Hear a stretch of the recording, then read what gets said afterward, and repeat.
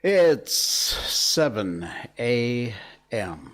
on the West Coast, 10 a.m. on the East Coast, 3 o'clock in the afternoon in London, and in Sydney, Australia, it's 12 midnight. In Malaysia, it's 1970. I'm Jay Sheldon, and I'm not wearing pants. Yeah. I am wearing a button-down shirt tonight. Imagine that. Look at that. A button-down shirt, not a t-shirt. What is the occasion? What special is happening? Nothing. I just decided to put on a button-down instead of my usual comfortable t-shirt wardrobe. So it's a Wednesday. Yeah, there is so much going on. It is unbelievable. There's so much happening today. And some of it happening like as we speak. We'll talk a little bit about that coming up.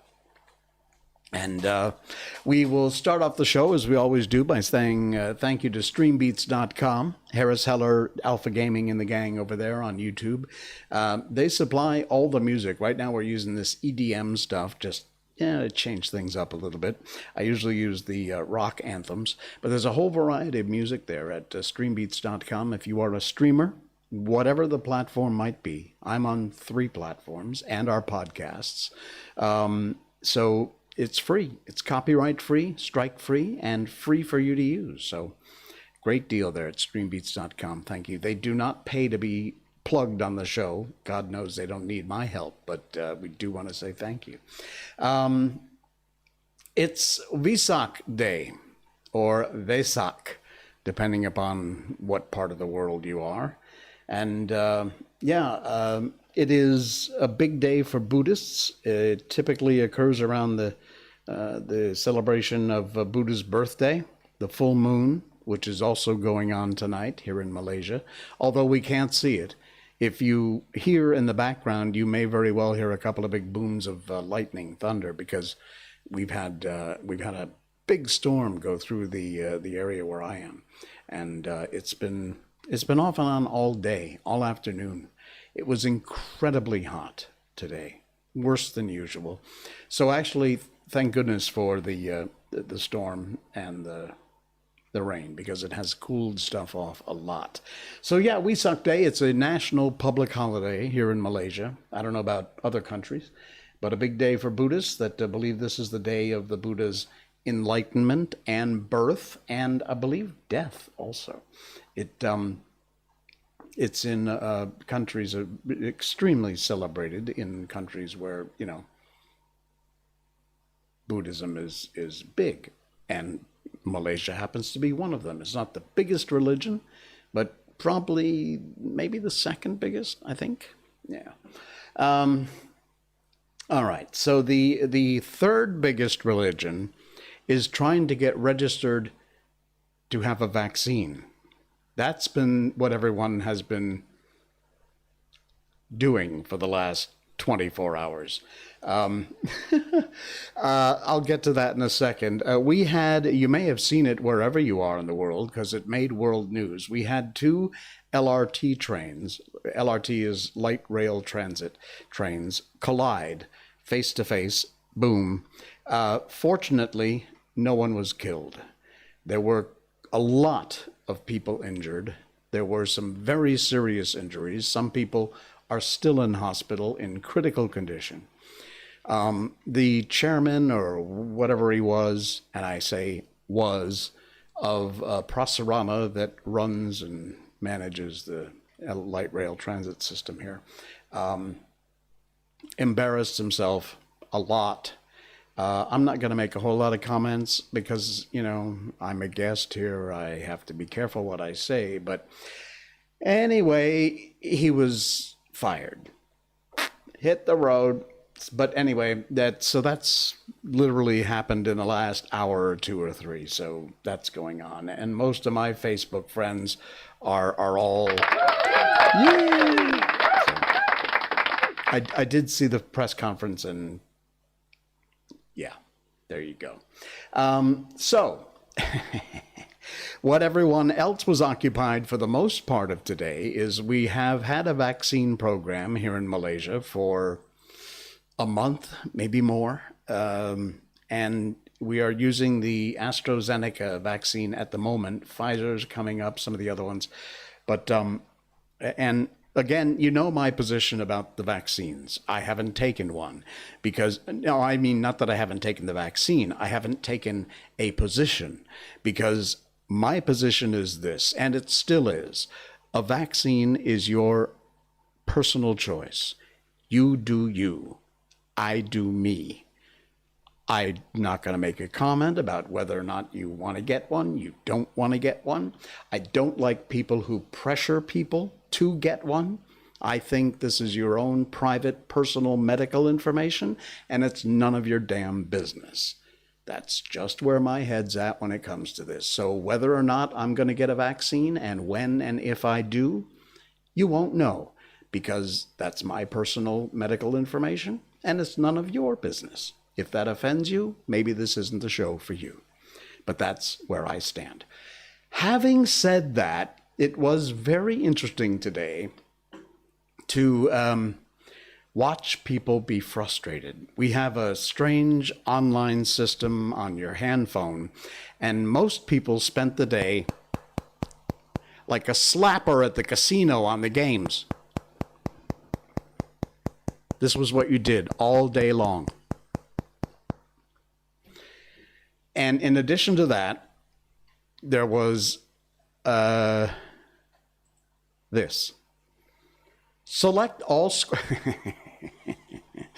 These CAPTCHA things drive me nuts. They are insane. If you're listening on the podcast, this is a visual, so bear with me. By the way, we'll talk about the podcasts in a minute. But for example, this is a perfect example. Select all the squares that contain stairs. Okay? So let me try and line this up so you can see a little better. Okay, now here's my question. You can see my mouse, right? Is this a stair? Is that a stair? I mean, technically, I suppose it is. But what does the CAPTCHA think? Now this one, obviously this one, that one, that one, that one, that one. But what about this one? There's a little tiny piece right there in the corner. Is it just the banister or is it the stair? And what about here, where you can kind of see a stair in through the banister? How technical are these CAPTCHAs? Like I said, you know, and it's like select every square that contains a bus. And then if you look carefully, way up in the corner of one picture, there's the ass end of a bus or something. Does that count? But I mean, this stair one is a perfect example of why these CAPTCHA things are so confusing. So we all had to answer the question, first of all, pick the one, whether it's traffic lights or stairs or buses or bicycles, whatever. And then, of course, you had to confirm that you're not a robot.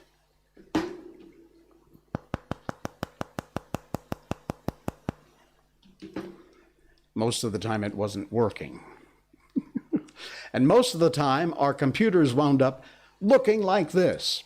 This wasn't a I don't think this was a public post, so I've hidden who posted it, but said, "Oh, well, I tried. The glitches in the application system need to be addressed pronto." Now, obviously, that's not really the guy's computer, but it's what I'm sure a lot of us would have preferred to do with our computers today. Yeah, trying to figure out what happened. I did have one more, but we'll forgo that. We got a new lockdown here under house arrest in Malaysia. It's not quarantine. Quarantine's what you do to sick people. We're not sick. We are under house arrest. They've got a whole bunch of new rules. Restaurants and things can't be open after 8. And can I just say one thing about that? It's I don't know if it's exclusive to Malaysia, but it didn't used to be that way when I worked in businesses that were in the service industry. And yes, among them was a restaurant. I worked in a restaurant as a waiter for a while. I've done a lot of weird jobs in my life. But in the US, in my experience, when your, let's say, when your restaurant closes at 8 o'clock, that means you take customers and orders at 7:59.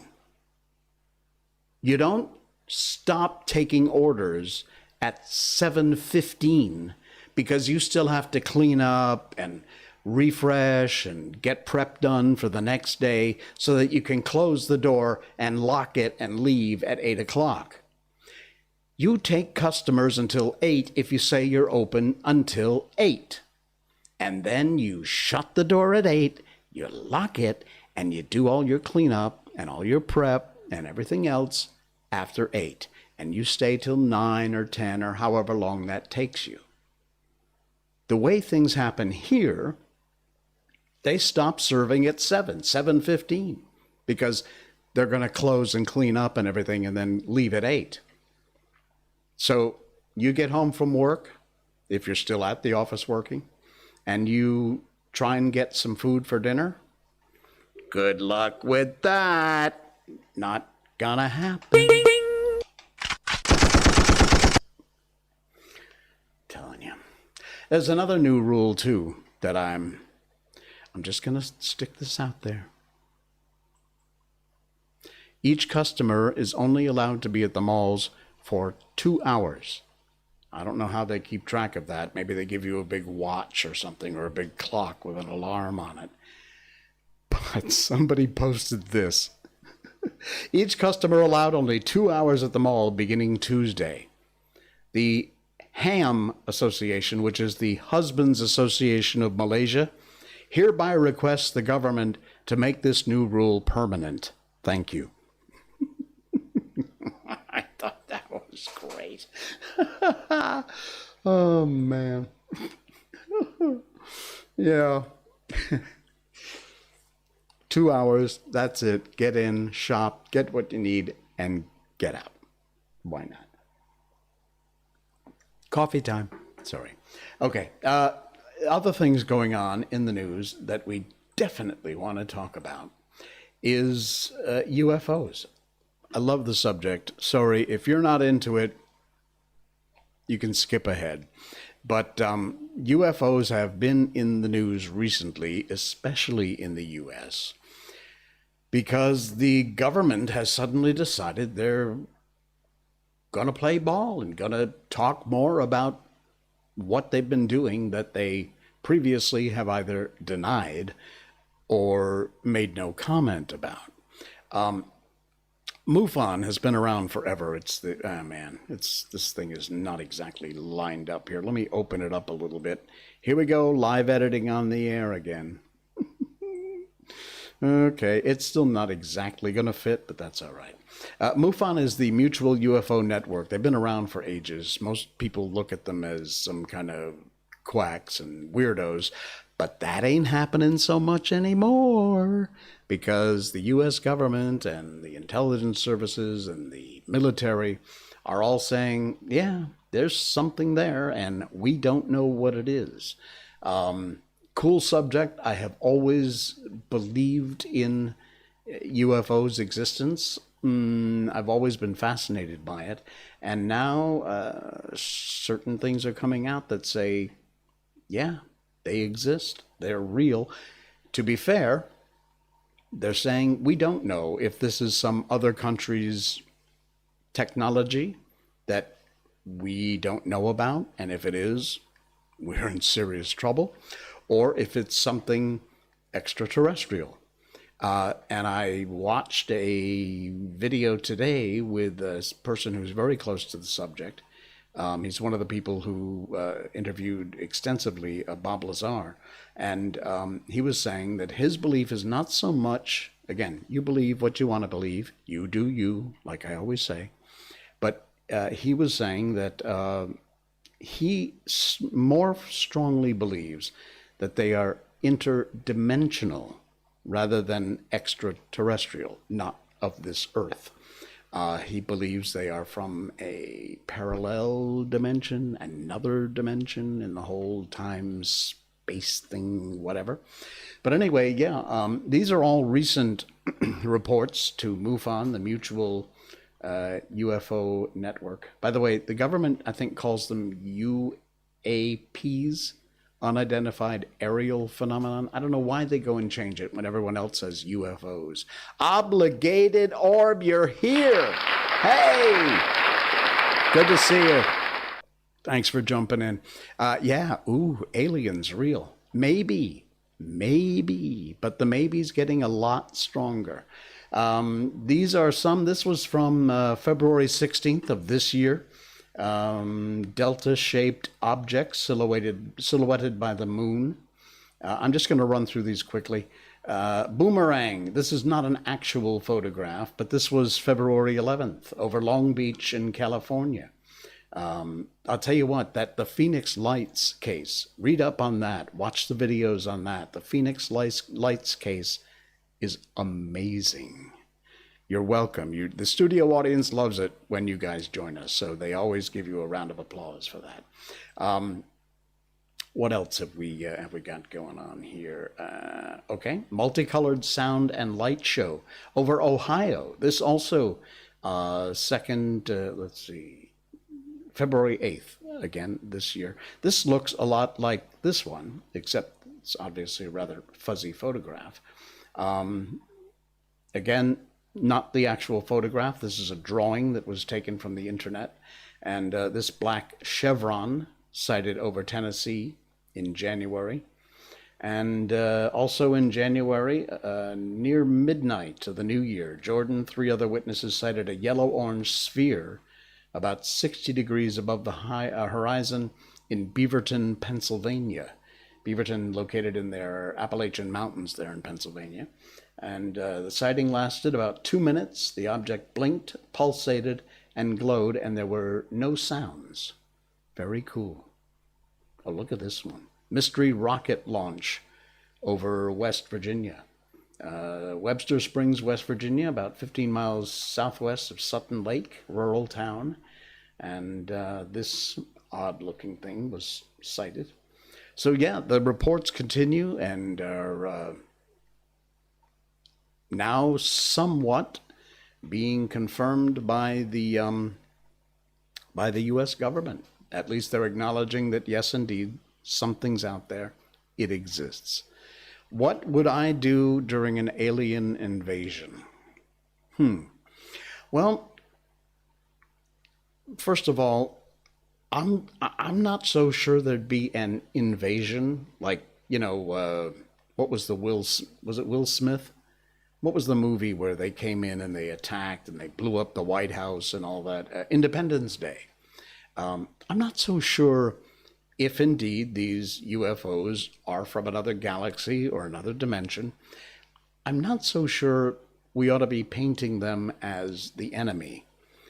So I'm not so sure I agree with the idea it would be an invasion. If it were one, there's not much we could do because their technology apparently is light years ahead of anything anybody has on this planet. Excuse me. But I'd really like to think that, moreover, they were watching us. They were keeping an eye on what we were doing. I know that a lot of what these unidentified aerial phenomenon have done is been over nuclear facilities. This is proven. There is evidence. They've gone in, shot a light beam down into the silos, deactivated nuclear weapons. This is not Jay being, a conspiracy nut with my tinfoil bodysuit on. Forget hat. These are documented, authenticated, evidence existing cases of this happening. And they seem to be showing us, in fact, the guy earlier today that I was watching the video said the same thing. I tend to agree that they just seem to be saying, stop screwing with this stuff.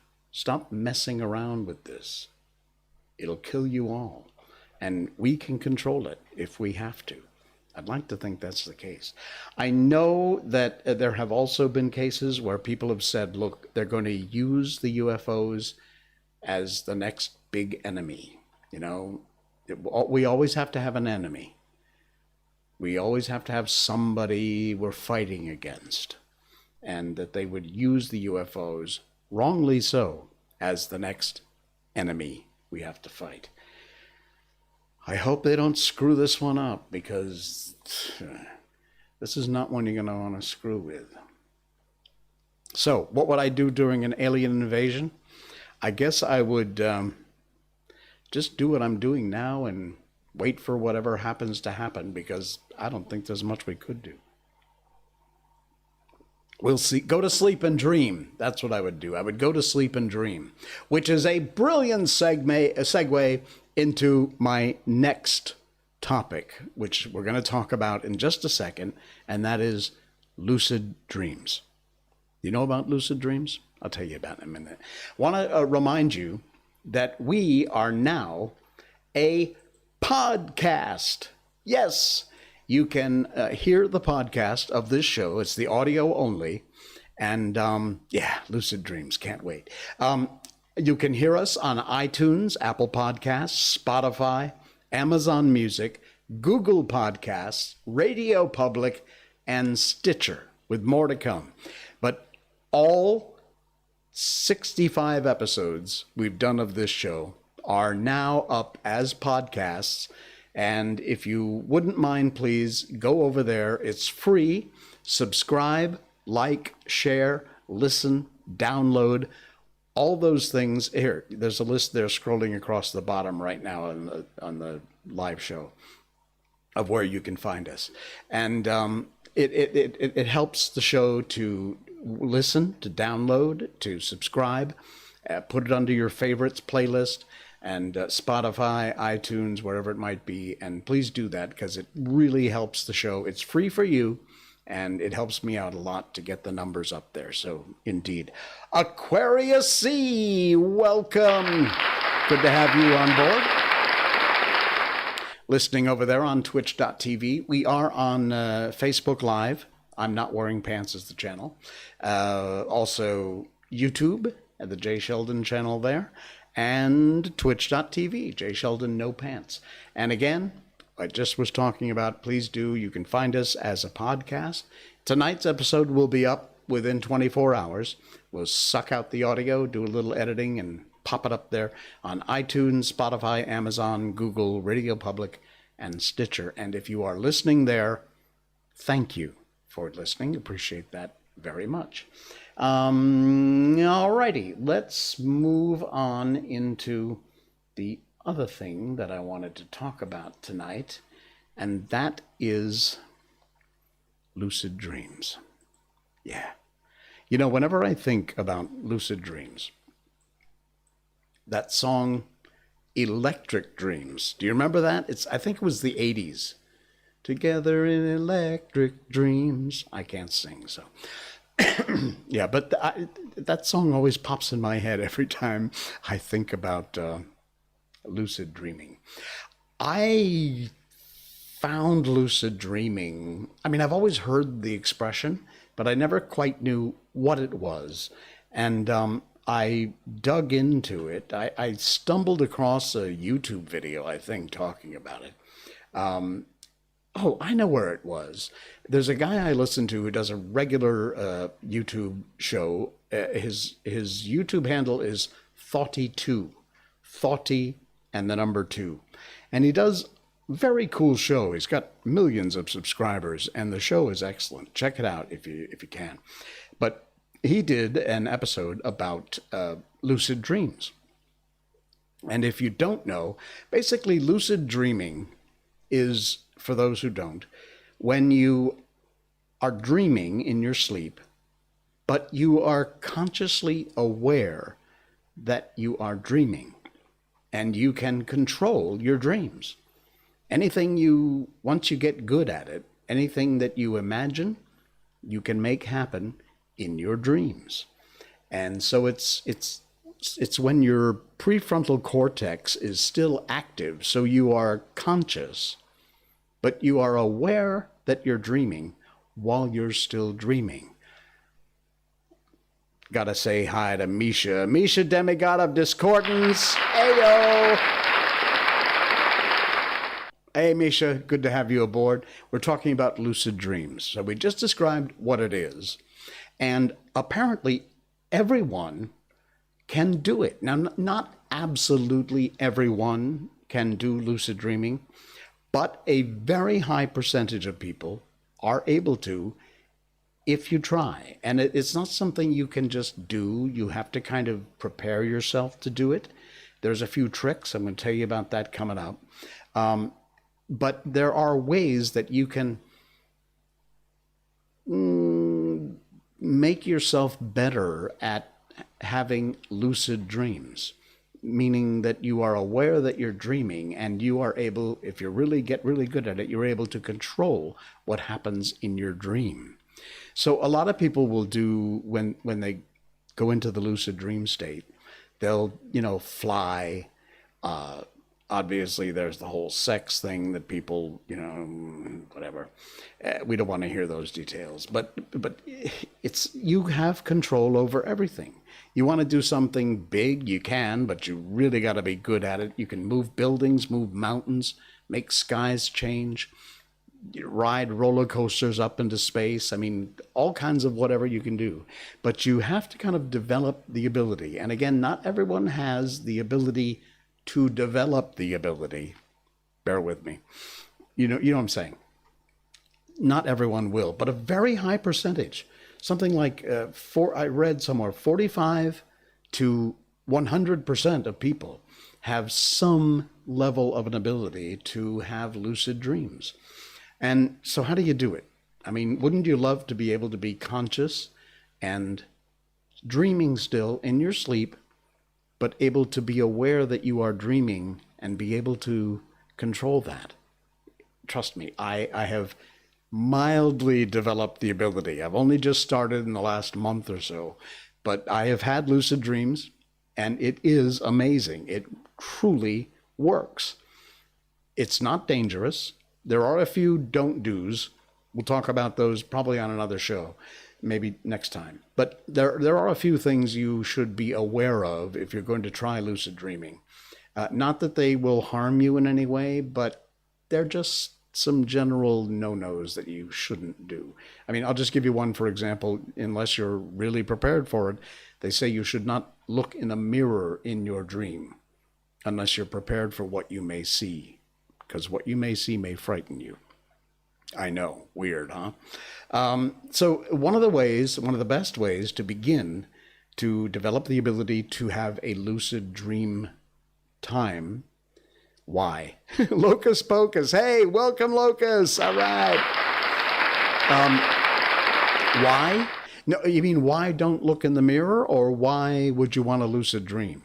Trust me, if you can get this ability going, then you will know why, because it is absolutely fascinating and amazing to do it if you can. Why not look in the mirror? Because in your dream, your brain is pulling memories that you have out of your subconscious. That's what dreaming is. It's your brain reorganizing at night when you go into REM sleep. And you can tell I've studied this a lot.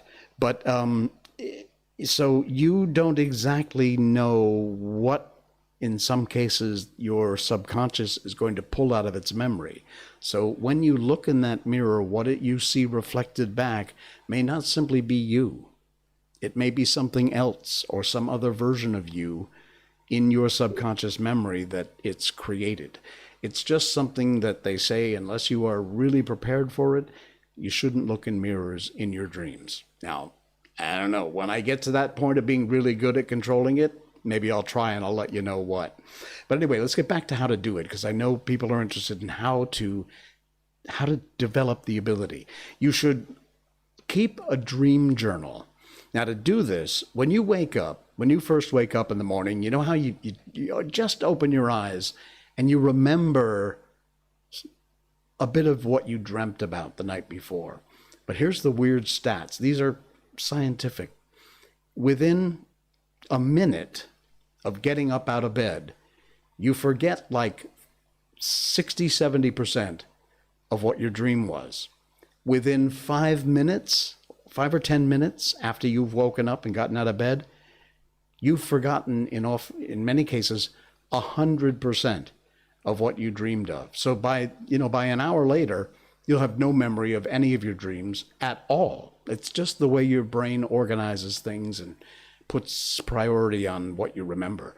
So one of the ways is when you first wake up, don't get out of bed, don't even move much, keep a journal, a little notepad by your night table, and just write down some notes about what it is that you remember that you dreamed.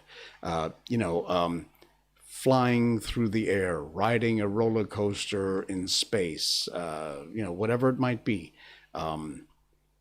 Being the star of a baseball game, hitting a home run, or whatever. Just make little notes. They don't have to be big, detailed paragraph stories. Just little notes about what you dreamt. And then get up, start on with your day, because those memories are going to go away. So you've written them down. And your best memories are right when you wake up.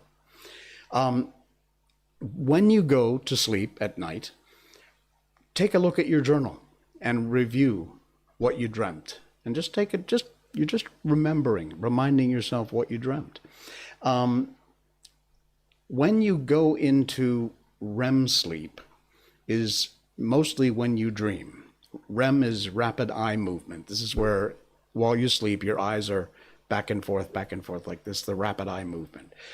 And you have about 4 or 5 REM cycles every night. The first one's very short.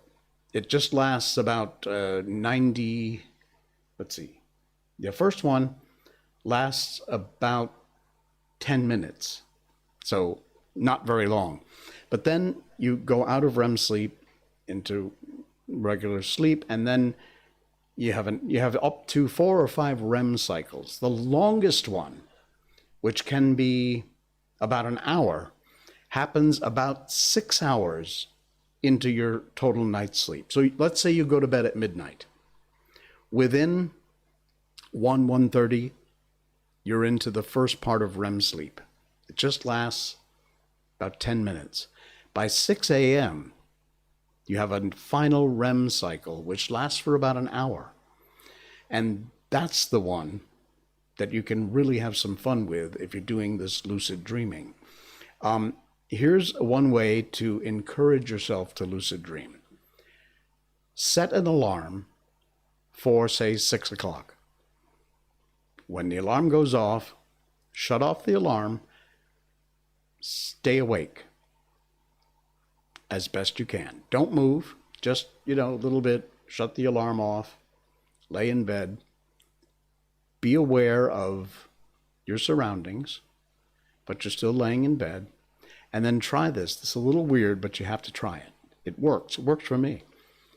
Laying your hand flat on a surface, like the mattress, something like that, and just tap your 2 fingers. Let's say your 2 fingers here, doing the peace sign.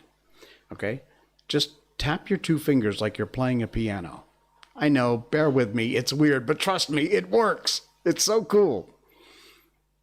You tap your two fingers like that. I can't do this without moving all my fingers. What the hell? And I'm a piano player. Okay? So, and then slowly just let yourself drift off to sleep while you tap these two fingers. And you're slowly letting yourself go back to sleep. And you're feeling the fingers tapping. And you'll go back into that dream state, but your fingers are moving, and you're aware of that. And whatever happens in your precortex, whatever, it actually will encourage your conscious mind to stay awake while the rest of your mind and body goes back to sleep. And you go into a lucid dreaming state. Doesn't work all the time, no promises, but I've found that it has worked more than once. It's very cool when it happens, and you can actually, you realize that you are dreaming, but you're aware that you're dreaming. It's the coolest thing. Freaky, I know. Not harmful, really, in any way. And we'll talk more about this in our next show, because there's a few do's and don'ts that you should, you're not going to get hurt. But there are other tips you can do. In fact, one of the things you can do, I know this, again, this sounds strange, but I do it and it seems to help, is be aware that you are awake. Do something when you're awake, like right now. Obviously, this is not a dream. You're awake. Do something that, for example, biting your tongue. If you bite your tongue, you can feel it hurts. I mean, don't really crunch down on your tongue, obviously, but just bite your tongue hard enough so that you get a feeling. You get the feeling, that kind of hurts a little bit. Then when you are in the dream, try biting your tongue.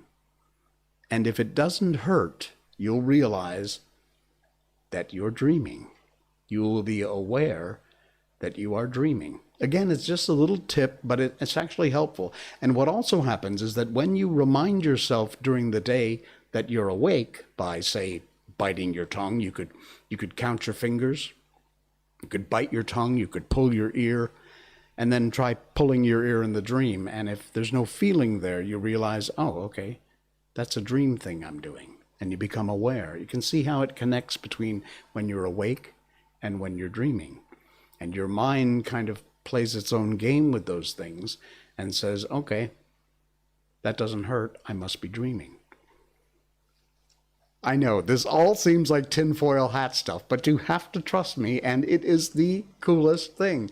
I'm so glad I found out about lucid dreaming, and I've gotten into it, so it's very cool. There are videos, YouTube, Facebook Watch, you'll find stuff. People have posted a lot of stuff about lucid dreams, do's and don'ts, how to, little tips as to what you can do to encourage yourself to have a lucid dream. Check them out.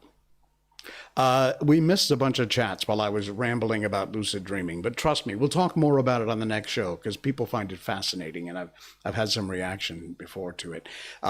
Misha says, I'm going to go walk today, get something I saw that I took an interest in a 99-cent store yesterday.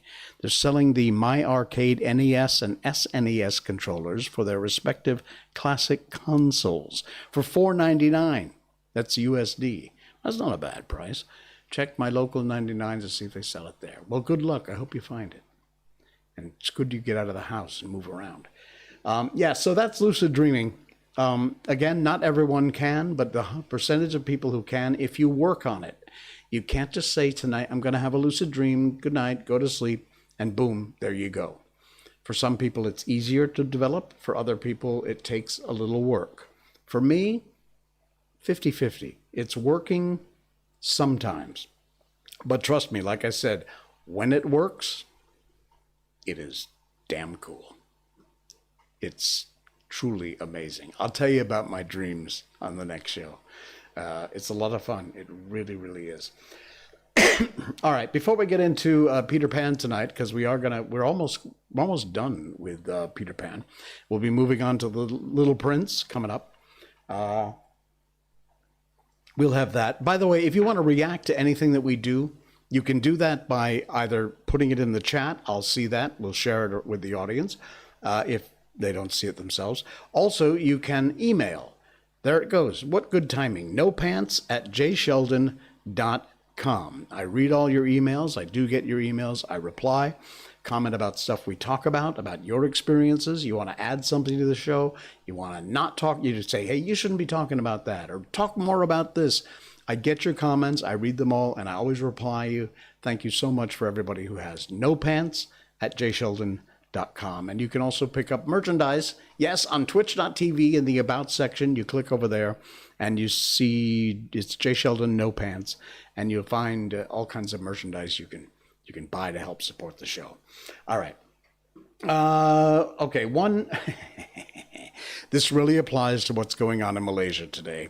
I got to share this one thing with you. Socrates said, we always end with a smart-ass sort of thing. Smart people learn from everything and everyone. Average people learn from their experiences. Stupid people already have all the answers. Boy, I tell you, that old Socrates, he was a thinker. Smart people learn from everything and everyone. So keep that in mind. Average people learn from their experiences, and stupid people already have all the answers. There you go. Oh, my. All right, folks, it is time, hurrah, to jump into this. Peter Pan. We read books on this show. I know, weird, huh? But that's one of the things that we do, and people seem to enjoy it. I get a lot of reactions from that.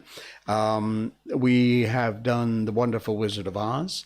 We have done The Velveteen Rabbit and Alice in Wonderland.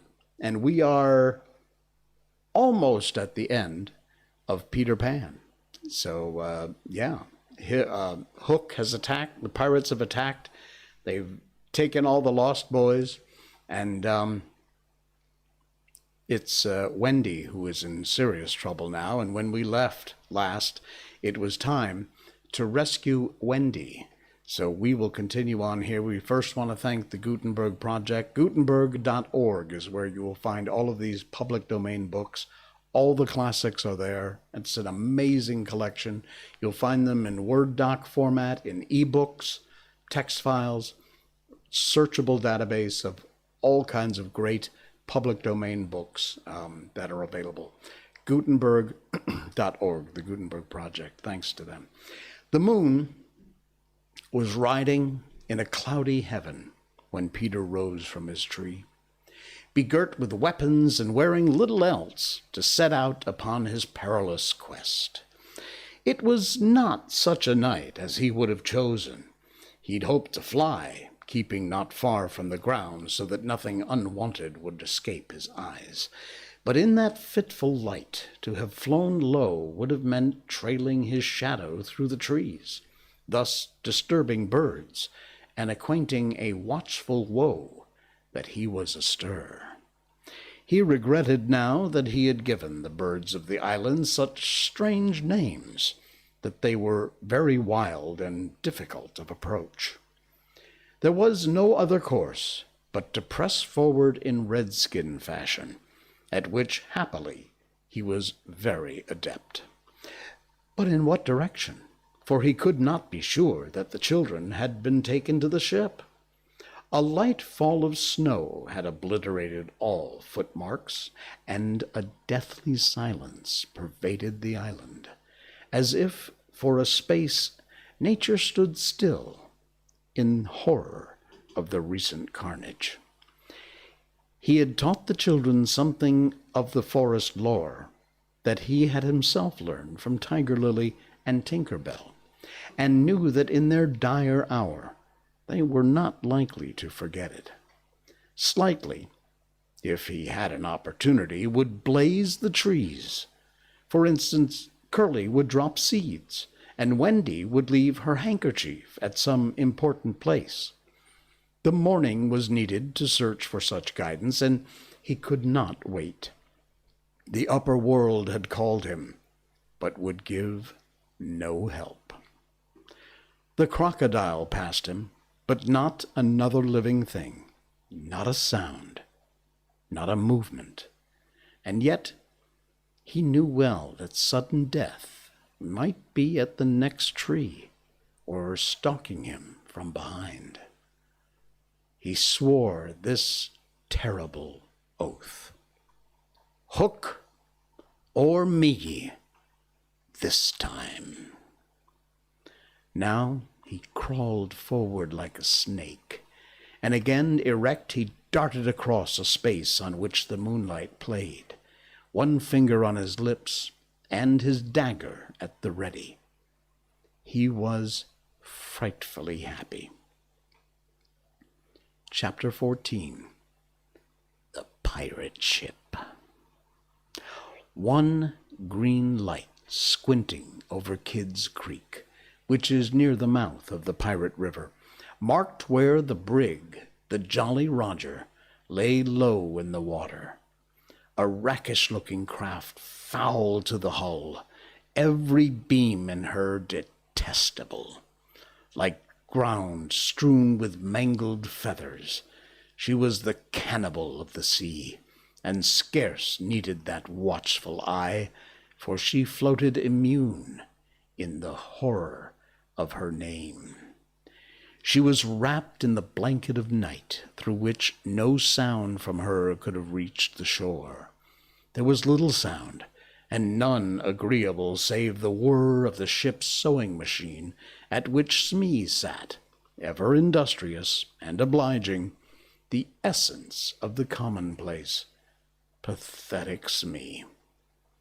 I know not why he was so infinitely pathetic, unless it were because he was so pathetically unaware of it. But even strong men had to turn hastily from looking at him, and more than once on summer evenings he had touched the font of Hook's tears and made it flow. Of this, as of almost everything else, Smee was quite unconscious. A few of the pirates leaned over the bulwarks, drinking in the miasma of the night. Others sprawled by barrels over games of dice and cards, and the exhausted four who had carried the little house lay prone on the deck, where even in their sleep they rolled skillfully to this side or that of Hook's reach, lest he should claw them mechanically in passing. Hook trod the deck in thought. O man unfathomable, it was his hour of triumph. Peter had been removed forever from his path, and all the other boys were in the brig, about to walk the plank. It was his grimmest deed since the days when he had brought barbecue to heel, and knowing as we do how vain a tabernacle is man, could we be surprised that he had now placed the deck unsteadily, bellied out by the winds of his success? But there was no elation in his gait, which kept pace with the action of his somber mind. Hook was profoundly dejected. He was often thus while communing with himself on board ship in the quietude of the night. It was because he was so terribly alone. This inscrutable man never felt more alone than when surrounded by his dogs. They were socially inferior to him. Hook was not his true name. To reveal who he really was would, even at this date, set the country in a blaze. But as those who read between the lines must have already guessed, he had been at a famous public school, and its traditions still clung to him like garments, with which indeed they are largely concerned. Thus it was offensive to him, even now, to board a ship in the same dress in which he grappled her, and he still adhered to his walk to the school's distinguished slouch. But above all he retained the passion for good form. Good form! However much he may have denigrated, he knew that this is all that really matters. From far within him, he heard a creaking as of rusty portals, and through them came a stern tap, tap, tap, like hammering in the night, when one cannot sleep. "Have you been in good form today?" was their eternal question. "Fame! Fame, that glittering bauble, it is mine!" he cried.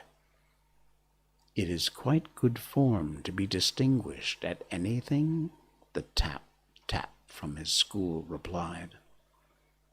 "I am the only man whom barbecue feared," he urged, "and Flint feared barbecue." "Barbecue? Flint? What house?" came the cutting retort. Most disquieting reflection of all, was it not bad form to think about good form? His vitals were tortured by this problem. It was a claw within him sharper than the iron one, and as it tore him, the perspiration dripped down his tallow countenance and streaked his doublet. Ofttimes he drew his sleeve across his face, but there was no damming that trickle. Ah, envy not, Hook. There came to him a presentiment of his early dissolution. It was as if Hook Peter's terrible oath had boarded the ship. Hook felt a gloomy desire to make his dying speech, lest presently there should be no time for it. Better for Hook, he cried, if he had less ambition. It was in his darkest hours only that he referred to himself in the third person. No little children to love me. Strange that he should think of this, which had never troubled him before. Perhaps the sewing machine brought it to his mind. For long he muttered to himself, staring at Smee, who was hemming placidly, under the conviction that all children feared him. Feared him.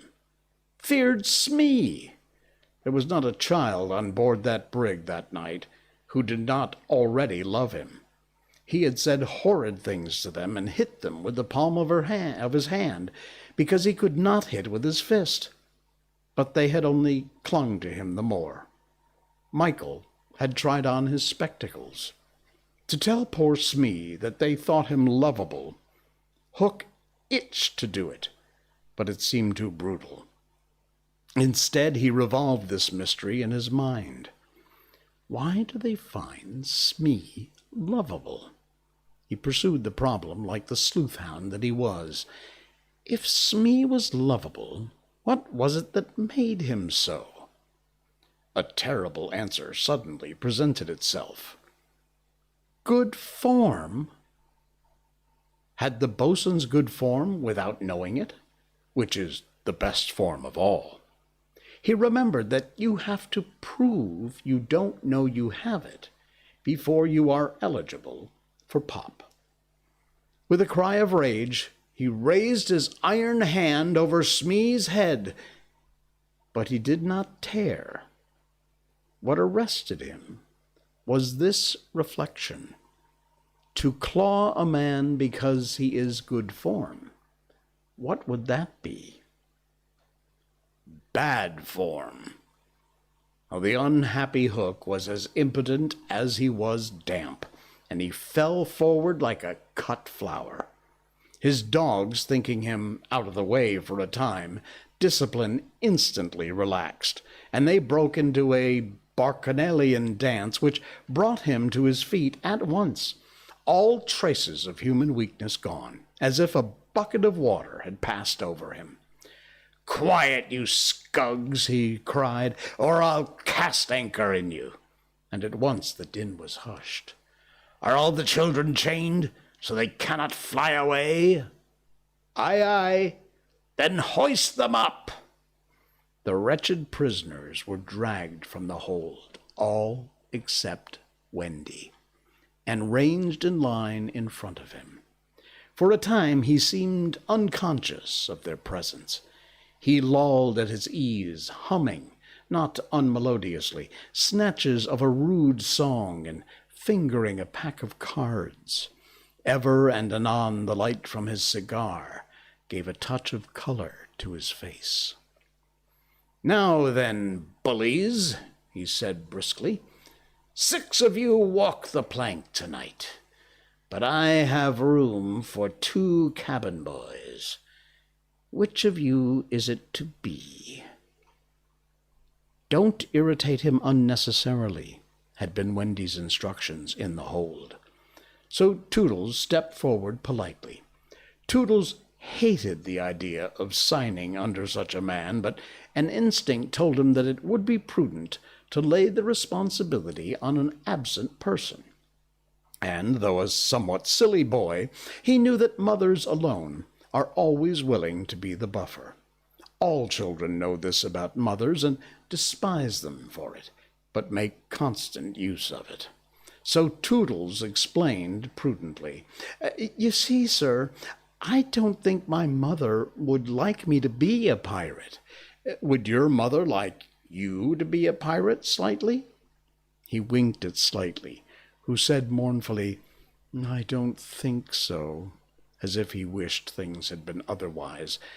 "Would your mother like to be a pirate, Twin?"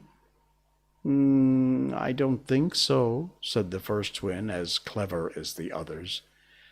"Nibs would—" "Stow this gab!" roared Hook, and the spokesmen were dragged back. "You, boy," he said, addressing John, "you look as if you had a little pluck in you. Didst ever want to be a pirate, my hearty?" Now John had sometimes experienced this hankering at maths, prep, and he was struck by Hook's picking him out. "No, I once thought of calling myself Red-Handed Jack," he said diffidently. "And a good name, too. We'll call you that here, bully, if you join." What do you think, Michael?" asked John. "What would you call me if I join?" Michael demanded. "Blackbeard Joe." Michael was naturally impressed. "What do you think, John?" He wanted John to decide, and John wanted him to decide. "Shall we still be respectful subjects of the king?" John inquired. Through Hook's teeth came the answer. "You would have to swear, 'Down with the king.'" Perhaps John had not behaved very well so far, but he shone out now. "Then I refuse," he cried, banging the barrel in front of Hook. "And I refuse," cried Michael. "Rule Britannia," squeaked Curly. The infuriated pirates buffeted them in the mouth, and Hook roared out, "Then seals your doom it does. Bring up their mother, and get the plank ready." They were only boys, and they went white as they saw Jukes and Checo prepare the fatal plank. But they tried to look brave when Wendy was brought up. No words of mine can tell you how Wendy despised those pirates. To the boys there was at least some glamour in the pirate calling, but all that she saw was that the ship had not been tidied for years. There was not a portal on the grimy glass of which you might not have written with your finger, "Dirty Pig," and she'd already written on it on several. But as the boys gathered round her, she had no thought, of course, save for them. "So, my beauty," said Hook, as if he spoke in syrup, "you are to see your children walk the plank."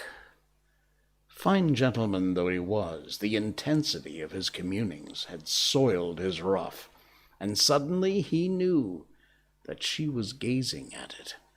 With a hasty gesture he tried to hide it, but it was too late. Are they to die? Asked Wendy with a look of such frightful contempt that he nearly fainted. They are, he snarled. Silence all, he called gloatingly, for a mother's last words to her children. At this moment, Wendy was grand. These are my last words, dear boys, she said firmly. I feel that I have a message to you from your real mothers, and it is this. We hope our sons will die like English gentlemen.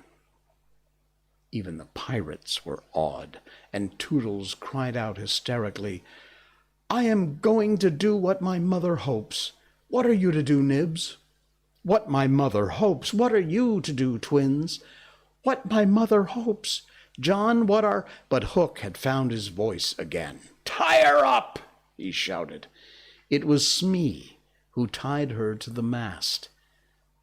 See there, honey, he whispered. I'll save you if you promise to be my mother.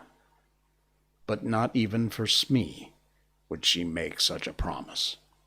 I would almost rather have no children at all, she said disdainfully.